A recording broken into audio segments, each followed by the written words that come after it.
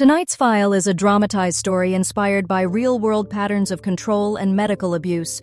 Names, places, and details are fictional. The ultrasound room smelled faintly of sanitizer and warm electronics. Nora Ellison lay on the narrow exam table with a paper sheet crackling beneath her, staring at the grid of white ceiling tiles as if they could steady her breathing. The lights were low, the monitor bright. The gel on her skin was cold enough to pull a quiet gasp from her throat. Dr. Priya Shah's voice had been calm from the moment she introduced herself. Not overly sweet, not rushed, just steady. The probe moved slowly across Nora's lower abdomen, and for a moment, Nora almost convinced herself this would be simple. Another appointment, another nothing to worry about, another ride home with the same unanswered pain. Then Dr. Shah stopped moving. Not a quick pause, not an adjustment, a full stop, like her hand had suddenly met a wall. Nora felt it before she saw it. A change in the air. The kind of change you notice when someone's posture tightens and the room grows smaller. Dr. Shah leaned closer to the screen, her eyebrows pinched together, her lips pressed into a thin line. She didn't speak. She changed the angle, increased pressure, zoomed in. The machine hummed softly, and Nora's breath began coming in careful, controlled pulls. "Is something wrong?" Nora asked, trying to keep her voice light, trying to sound like the kind of woman who didn't panic. Dr. Shah didn't answer immediately. She adjusted the monitor so the image was clearer, stared for several long seconds, then set the probe down with slow precision. When she turned toward Nora, her expression didn't look confused. It looked deliberate, like she was choosing the safest way to tell the truth. "Nora," she said quietly, "who has been managing your gynecologic care up to now?" Nora swallowed, feeling that small, familiar tug of embarrassment, the feeling she always got when she questioned anything medical around her husband. "My husband," she said, "Dr. Mason Ellison. He runs Ellison Women's Wellness." Dr. Shah went very still. Her eyes stayed on Nora's face, searching, measuring. When she finally spoke again, her tone was lower. "I need you to listen closely. There is something inside your uterus that should not be there." Nora blinked. "What do you mean?" Dr. Shah turned the screen slightly. On the monitor, the shapes were gray and shadowed, abstract the way medical images always were to Nora, until your brain suddenly recognized something wrong. There, where Nora expected emptiness and soft tissue, was an unnatural shape, dark, rigid-looking, with a glint that didn't belong to a living body. "It looks like a foreign structure," Dr. Shah said. "Something metallic, embedded. The tissue around it looks irritated, like it's been reacting to it for a long time." Nora's mouth went dry. She felt cold along her arms and down her back. That can't be right. I've never had anything inserted. I'm terrified of that. Mason knows that." Dr. Shah nodded once, slow. "That's why I'm concerned. Foreign devices do not appear by accident." Nora's heart began to thud hard enough to make her ears ring. "So how could it be there?" Dr. Shah's voice stayed controlled, but her eyes held weight. "Someone placed it." For a moment, Nora couldn't speak. 15 years of marriage pressed down on her like a heavy blanket. Mason wasn't just her husband. He was the man people trusted with their most private fears. He was the man who came home with stories about grateful patients, the man who kept his hands warm and steady, the man who spoke about women's health like it was a calling.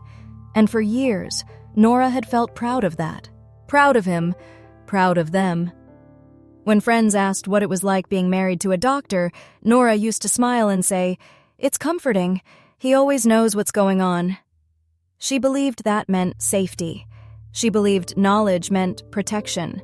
But knowledge, Nora realized in that dim room, could also mean access. It started small.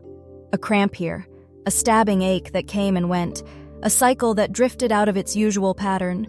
Nora had mentioned it to Mason at first, the way you mention the weather, casual, expecting a simple answer. Mason always had one. It's stress. It's hormones. It's normal at your age. You're fine." He never sounded annoyed. He never made her feel stupid out loud. He did something worse. He made doubt feel irresponsible.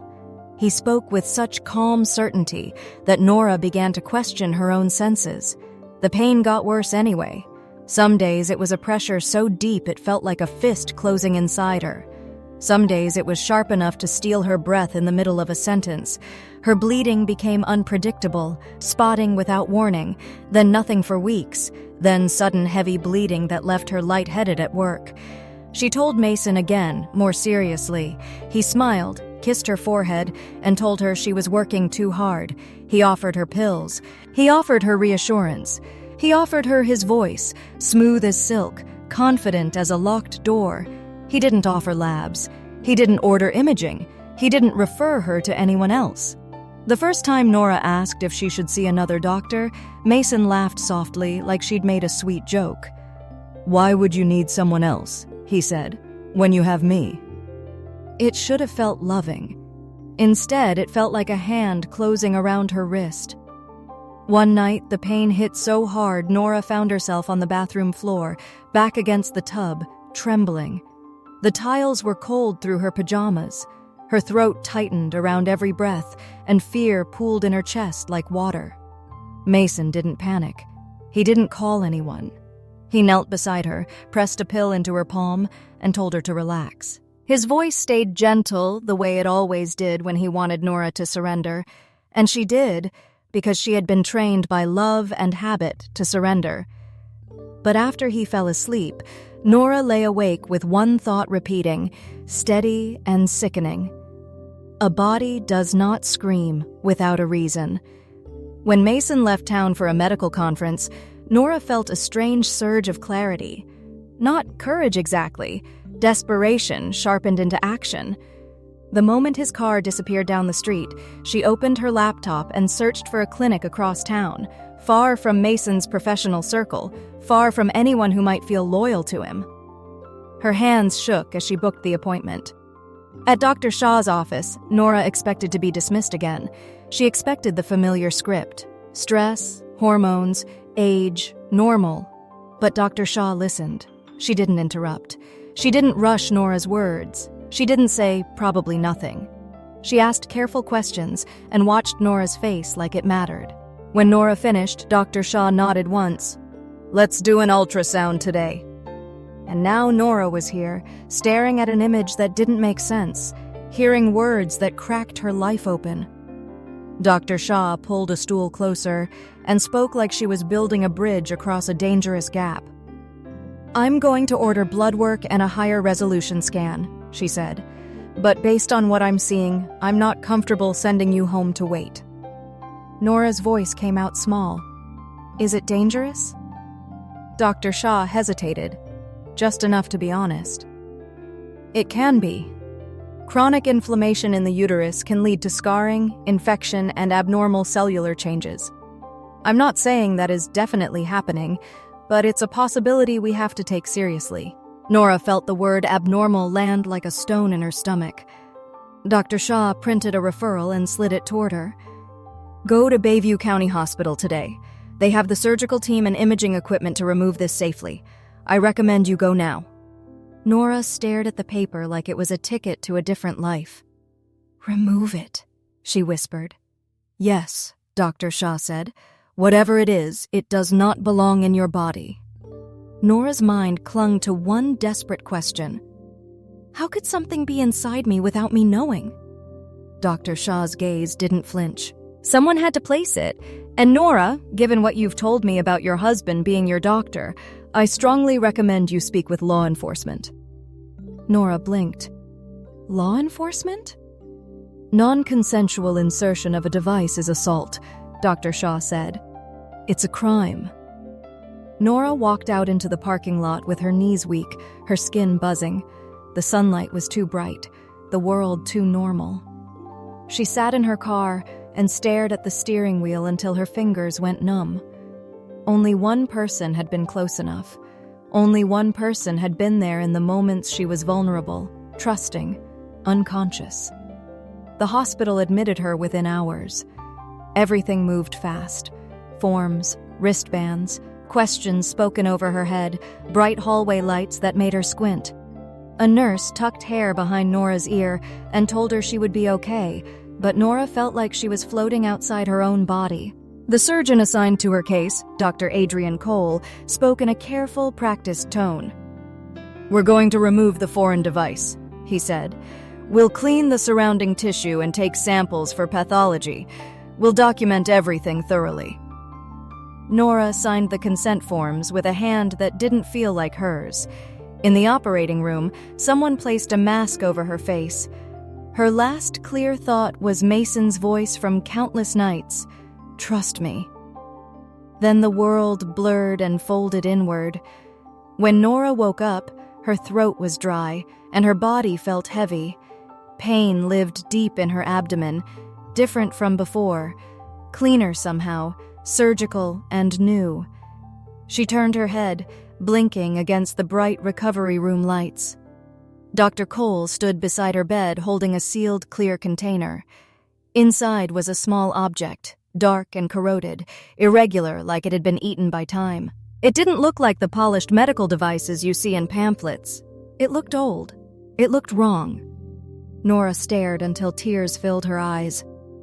"That was inside me?" Dr. Cole nodded.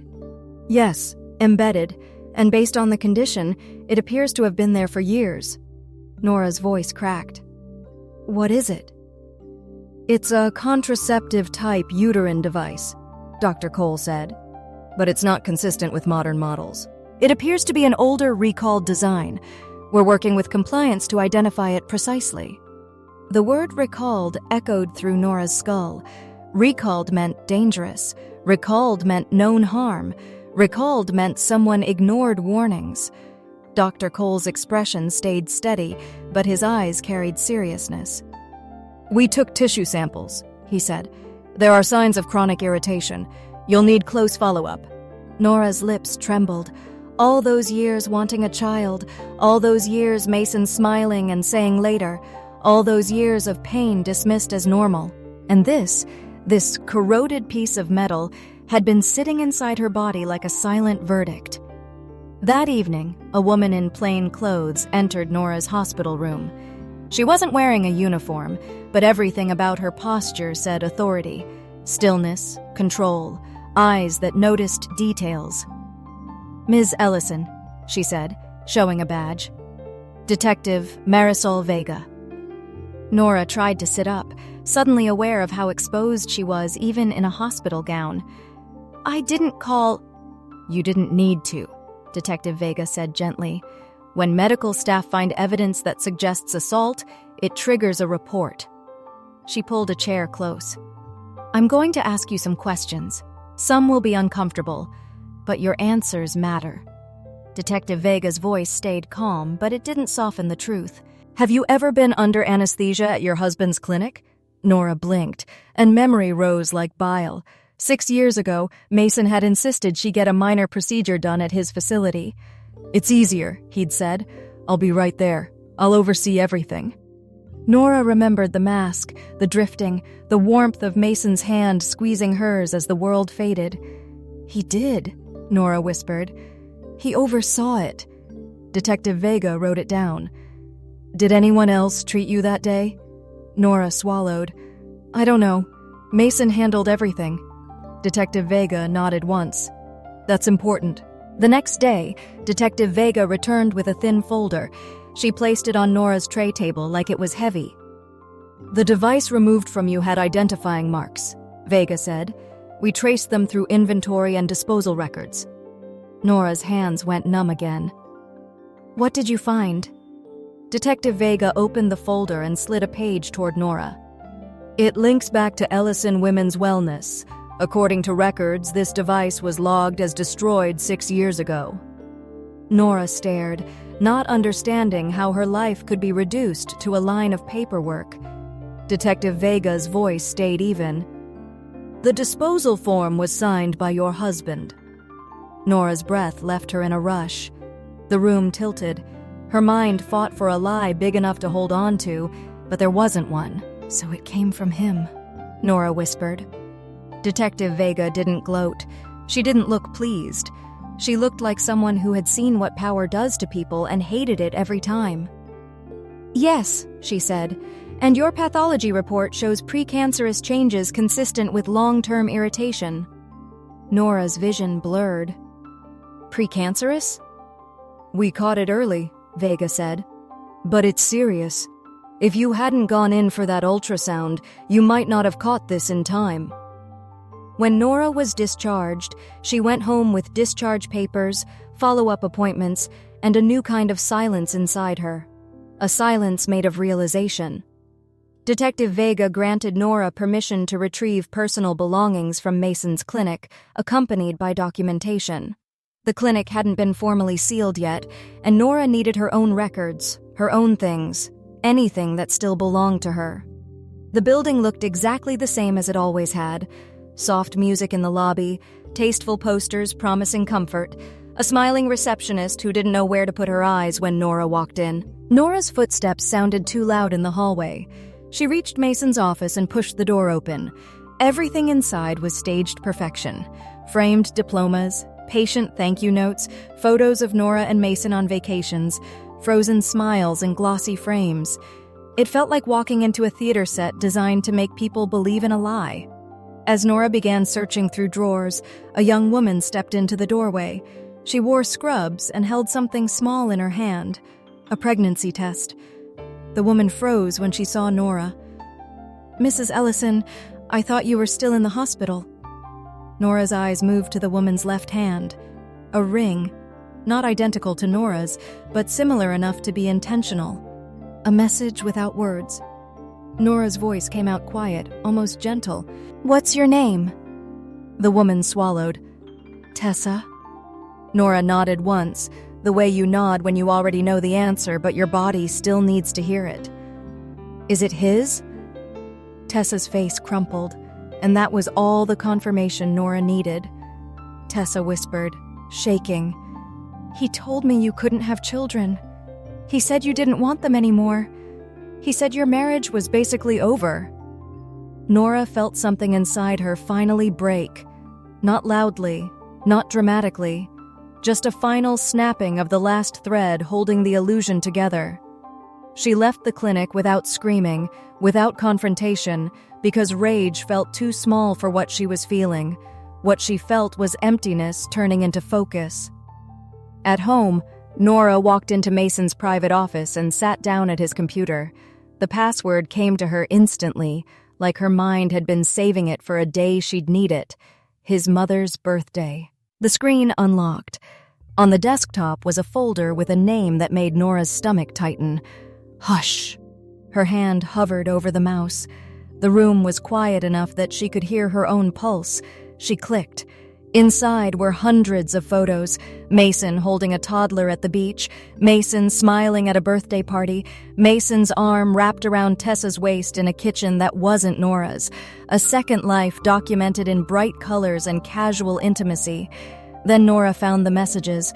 Her fingers trembled as she scrolled. The words blurred, sharpened, blurred again with tears. One message pinned her to the chair like a nail. "Don't worry. I handled Nora's situation during the procedure. She won't get pregnant. We're safe." Nora stared at it until her chest began to hurt. Handled Nora's situation. As if her body was a problem to solve. As if her future was a complication to remove. She found bank transfers next.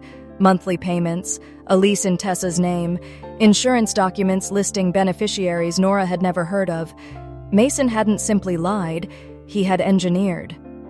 Nora copied everything to a flash drive, every photo, every message, every payment record. She didn't take it because she wanted revenge. She took it because she finally understood something simple and brutal. Truth doesn't matter without proof. That evening, Mason came home carrying flowers. He looked relaxed, smiling as he stepped inside like nothing had changed, like Nora was still the woman who would accept a forehead kiss in exchange for silence. "There you are," Mason said softly. "I was worried about you." Nora sat at his desk, the laptop open, the message highlighted on the screen. Mason's smile faltered as he saw it. His eyes flicked quickly, scanning, calculating. "What is this?" he asked, but his voice wasn't confused. It was defensive. Nora reached into her bag and set the hospital evidence container on the desk between them. "This," she said, her voice steady in a way she didn't feel, "is what you put inside me." Mason's face drained of color. "Give me that." Nora didn't move. "You stole my right to choose," she said. "You stole my health. You stole my future so you could build a second life." Mason opened his mouth, maybe to lie, maybe to charm, maybe to explain. He had always been good at explaining. But the front door opened before he could speak. Detective Marisol Vega walked in with 2 uniformed officers. "Dr. Mason Ellison," Vega said, voice flat and final. "You are under arrest for aggravated battery and medical assault." Mason's knees buckled, as if his body understood the truth before his mind accepted it. From the hallway, Tessa appeared, crying, holding her phone like it was a confession. "He lied to me too," she sobbed. "He told me she was infertile. He told me it was taken care of." The officers cuffed Mason. Nora watched him. This man who had once seemed like safety itself stumbled toward the door in handcuffs. He turned his head as if to meet her eyes, as if he could still reach her with a look. But Nora didn't give him anything. Not tears, not words, not the satisfaction of being remembered as a woman he could control. The courtroom was packed on the day of the trial. Doctors sat stiffly in suits. Reporters filled benches, pens poised like weapons.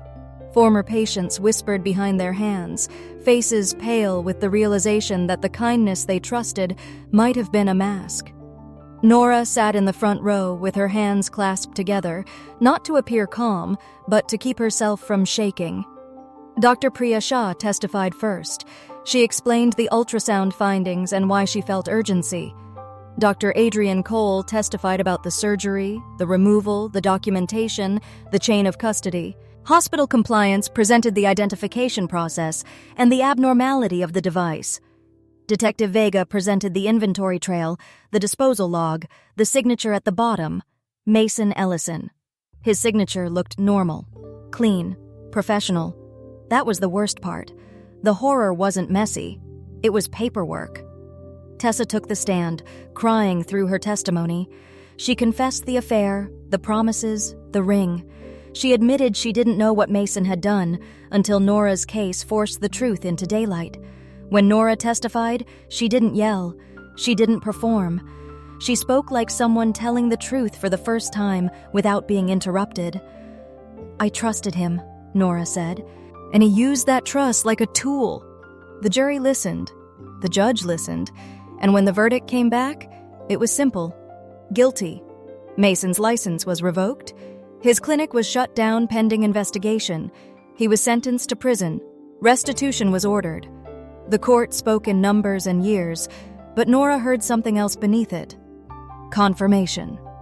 The world finally agreed with what her body had been trying to tell her.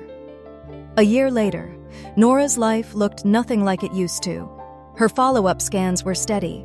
The abnormal changes had been treated early, but the monitoring would be part of her life for a long time.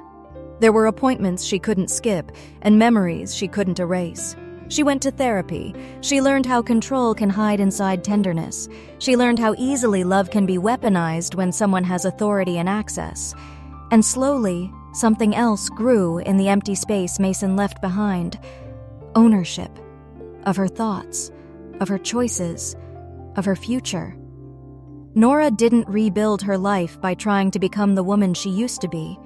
She rebuilt it by becoming someone new, someone who listened to herself.